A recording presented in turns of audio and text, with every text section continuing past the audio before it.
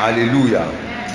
Ici, c'est la parole de Dieu dans Matthieu chapitre 24, verset 6. Il dit, vous entendrez parler de guerre et des bruits de guerre. Gardez-vous d'être troublés, car il faut que ces choses arrivent. Mais ça ne sera pas encore la fin. Une nation s'élèvera contre une nation et un royaume contre un royaume, et il y aura en divers lieux des famines et des tremblements de terre. Alléluia. Je saute avant le verset 21, il dit, car alors la détresse sera si grande qu'il n'y a point de pareil depuis le commencement du monde jusqu'à présent, et qu'il n'en aura jamais. Alléluia. Dieu dit, la Bible déclare que Jésus, à la sortie du temple de Salomon, était assis au pied de la montagne de Sinaï. Et la Bible dit que ses disciples se sont approchés de lui pour lui faire remarquer la construction du temple de Salomon. Et la Bible dit que Jésus-Christ va leur adresser la parole pour dire, vous voyez ici, il ne restera qu'une seule pierre. Alors les disciples s'approchent de lui pour lui dire, Seigneur, quand arrivera ces choses? Il est dit, Dieu maintenant va commencer à lui faire une révélation. Et dans le temps qui suit, il y aura vraiment des temps terribles et des temps insupportables. Il y aura des temps auxquels l'humanité ne pourra pas supporter les choses qui vont arriver dans ce monde. Et lui-même, il dit, vous entendrez parler de guerre et de bruits de guerre. Mais gardez-vous d'être troublés, car il faut que ces choses arrivent. Mais pourquoi Dieu nous dit qu'il faut que ces choses arrivent? Alléluia. La question. Alléluia. Nous avons l'habitude de dire que nous savons que la guerre n'est pas une bonne chose. Nous le savons. Et personne ne peut souhaiter la guerre.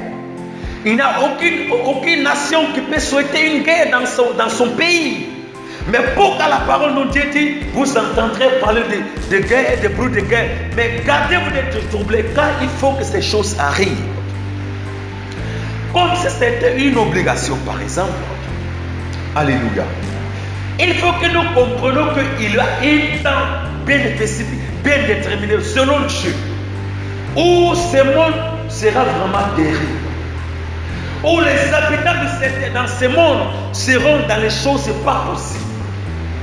Parce qu'il va y avoir une phase où Satan va montrer ses grilles. Il va y avoir une phase où Satan va montrer sa méchanceté à l'humanité. Il va y avoir une phase où le diable va venir nous cribler la tête, va venir nous cogner les têtes, va venir nous mettre en guerre, va venir nous mettre en palade. Il va y avoir un temps où ces choses arriveront. Et ces choses ne seront pas négociables. Et ces choses ne seront pas à prier pour que ça s'arrête. Ces choses ne sont pas à prier pour que ça n'arrive pas. Non. Si quelqu'un te dit cela, il te trompe. Dieu dit, il faut que ces choses arrivent. Mais ça ne sera pas encore la fin. Alléluia. Une nation s'élèvera contre une autre nation et un royaume contre un royaume. Il y aura en divers lieux des famines. Et Apocalypse m'a démontré, les choses sont en train de s'accomplir sous les yeux. Nous sommes en train de vivre les révélations de Dieu. Nous sommes en train de vivre des choses que Dieu a annoncées il y a 2000 ans. Nous sommes en train d'entrer à l'entrée. Nous sommes en train d'avancer dans l'Apocalypse. Nous sommes en train d'avancer dans la révélation de Dieu. Nous sommes en train d'avancer dans la parole de Dieu, au même que les autorités ne sont pas conscientes de cela. Vous voulez résoudre un problème du monde entier. Vous voulez résoudre un problème international. Et vous ne vous souciez pas du Créateur. Et on ne veut pas répondre à celui qui a créé le monde. Et on ne fait pas appel à celui qui a envoyé l'homme à l'existence, à celui qui connaît l'origine de l'homme. Ce n'est qu'un néant et vanité. Ça va aboutir à quoi? Alléluia. Que pensez-vous que ça va aboutir? Écoutez, voilà la raison pour laquelle je respecte le roi dans l'ancien temps. Je prends un exemple comme le roi par exemple, le roi de Babylone. Au temps d'Emmanuel, le roi Nebuchadnezzar par exemple, c'est un roi qui avait des conseillers à sa disposition. Et pourquoi les rois en ces temps avaient des conseillers? Pour qu'à chaque fois que les rois prennent une décision, les rois prenaient une décision, ils prenaient l'appel de voir les conseillers. Et ils partaient voir les saintetés de Dieu, les prophètes, pour consulter Dieu, pour comprendre quelle est sa volonté, quel est son plan adapté à ce que nous voulons accomplir. Voilà pourquoi Israël a été toujours un pays béni. Parce qu'à chaque fois qu'Israël peut poser un pas, il demande la vie de Dieu. À chaque fois qu'Israël même veut aller combattre les nations, il demande la vie de Dieu. À chaque fois qu'Israël veut aller en bataille, il demande la vie de Dieu. À chaque fois qu'Israël veut combattre un pays, il demande la vie de Dieu pour connaître la direction et les directives, pour comprendre quelle est la volonté de Dieu. Si Dieu ne va pas, ils ne bougeront pas. Si Dieu va, alors ils vont sur la voie de Dieu. Est-ce que nos autorités reconnaissent cela aujourd'hui?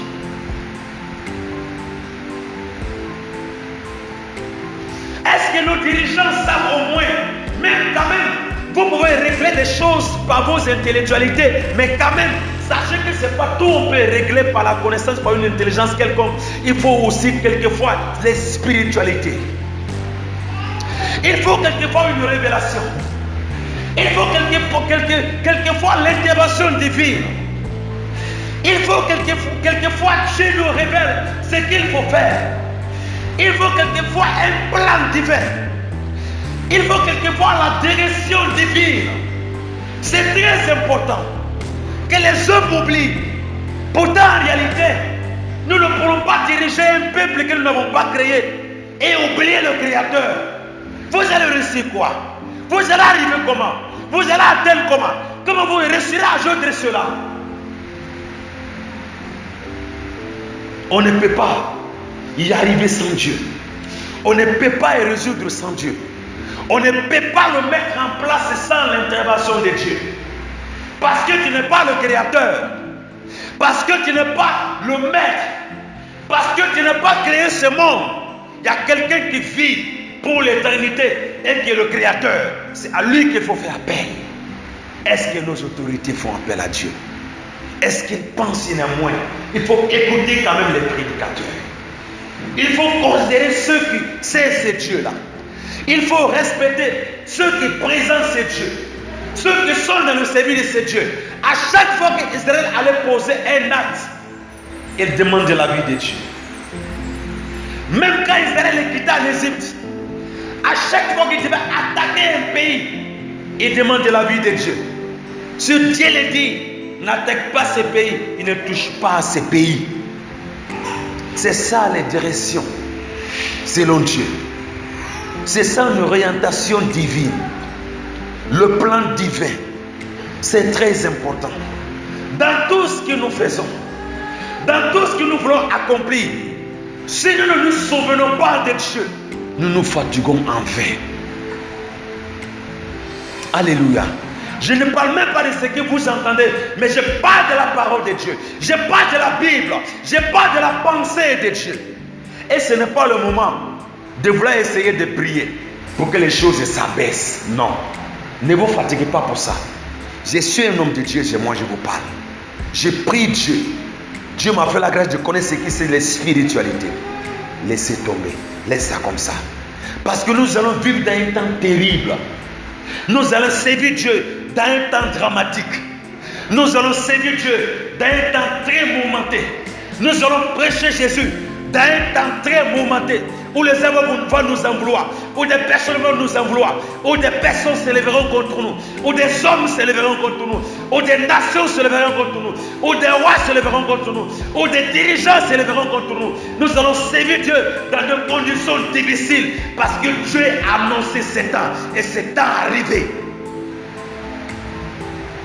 Apocalypse Vous pensez que ce que Dieu a dit dans l'Apocalypse n'arrivera pas? Vous pensez que cela n'arrivera pas? Vous pensez que Matthieu chapitre 24 n'arrivera pas? Vous pensez que Daniel chapitre 12 n'arrivera pas? Vous pensez que ces choses n'arriveront pas? Nous sommes déjà rentrés dans la chose. Alléluia. Parce que la Bible dit, Dieu n'est pas un homme pour mentir, ni fils de l'homme pour se repentir. Ce qu'il a dit, tu veux ou pas, ça va y arriver. Il n'a pas besoin de ton avis. Il a parlé, ça va arriver. Comment nous pouvons résoudre un problème international, par exemple, avec nos sagesses, avec nos connaissances? Parce que nous sommes intellectuels. Nous sommes intellectuels. On connaît papier, mais ce n'est pas tout papier à résoudre. Je suis clair et précis. Ce n'est pas tout la connaissance humaine peut résoudre. Non. Il faut quand même la connaissance spirituelle. Et avec le maître de spiritualité. Alléluia. Ce n'est pas tout on peut résoudre avec la connaissance humaine. La connaissance humaine est très petite. La connaissance humaine est très peu pour résoudre un problème international. Même national, même d'abord. Un problème national. Parce que cela nécessite de tout un peuple, de toute une nation. Il faut faire appel à Dieu.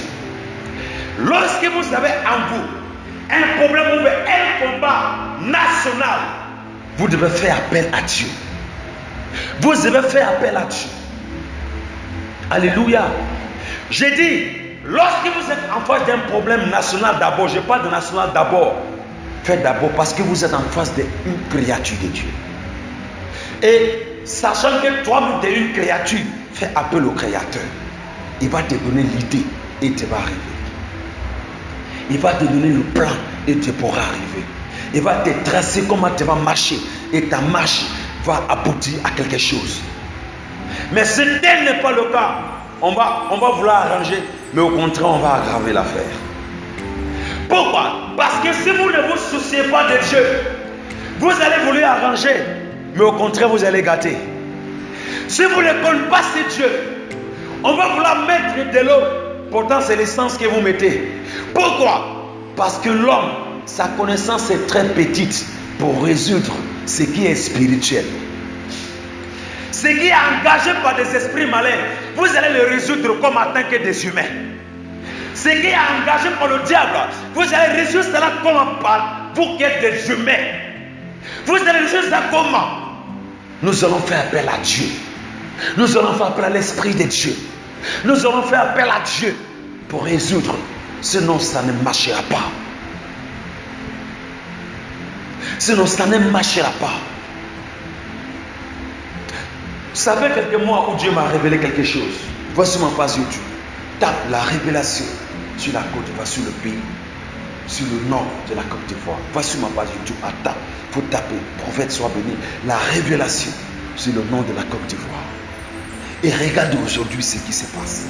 Dieu m'a révélé ça, ça fait près de 6 mois. Pourquoi Dieu me révèle? C'est pour que je prie. Pourquoi Dieu me révèle? C'est pour que je prie. Lui qui connaît, lui qui sait ce qui doit arriver dans des siècles. Et c'est lui qui révèle, c'est lui qui parle.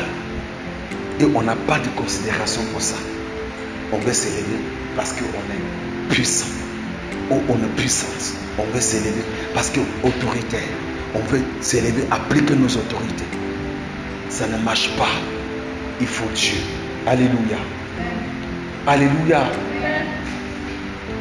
Dans ces temps auxquels nous sommes, il faut Dieu. Dis avec moi, il faut Dieu.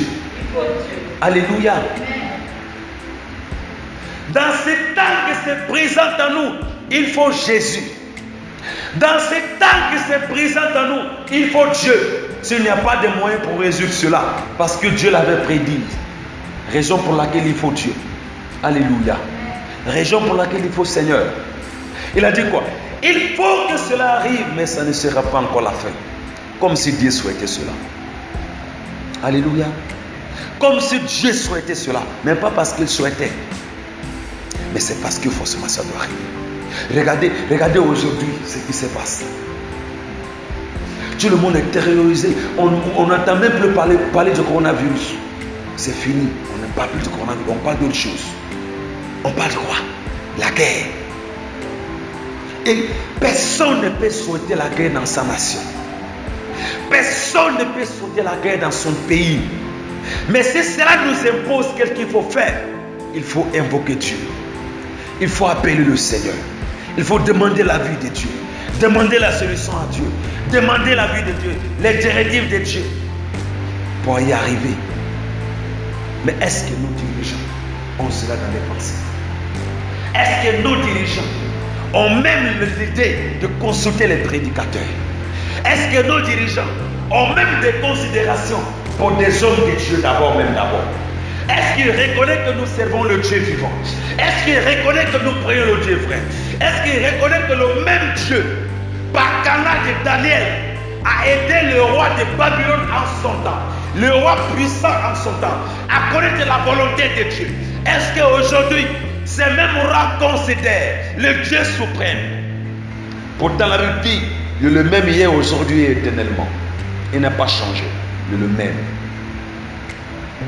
Chacun se lève sur son trône et puis il parle. Chacun se lève chez lui et puis il parle. C'est sur le net, on s'exprime comme on veut. Mais la réalité est là. Mais qui va résoudre la réalité? On peut prendre le téléphone pour se mettre devant Internet pour parler ce qu'on veut. Mais la réalité, il faut Dieu pour résoudre la réalité. Il faut l'intervention de Dieu sur la réalité. Ce n'est pas par des vaines paroles. On peut parler ce que tu veux, mais il est question de la réalité. La réalité, c'est ce qui s'impose, ce qui existe, ce qui est la solution. Il faut Dieu. Alléluia. Les enfants de Dieu, sachez que nous sommes dans une phase vraiment très mouvementée. Moi, j'étais en train de prier le Seigneur. J'étais en train de prier le Seigneur. Et je demandais au Seigneur pourquoi ces choses. Je demandais au Seigneur qu'est-ce qu'il faut faire, Seigneur. Qu'est-ce qui ne va pas? Dieu dit, ce n'est pas le moment de prier pour la paix de ce monde. Non. Dieu me dit, ce n'est pas le moment de prier pour la paix de ce monde. Et Dieu me dit, vous-même, vous allez me servir dans des difficultés. Vous-même, tu vas témoigner de moi dans des épreuves. Dieu me le dit face à face.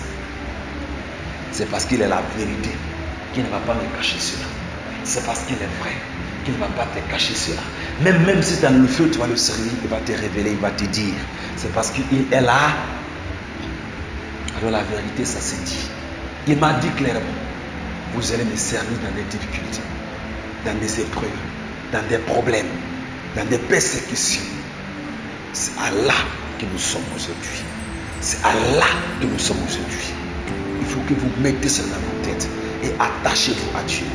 Attachez-vous à Dieu. Même si on doit te tuer pour la cause de Jésus, ça c'est tout. Alléluia.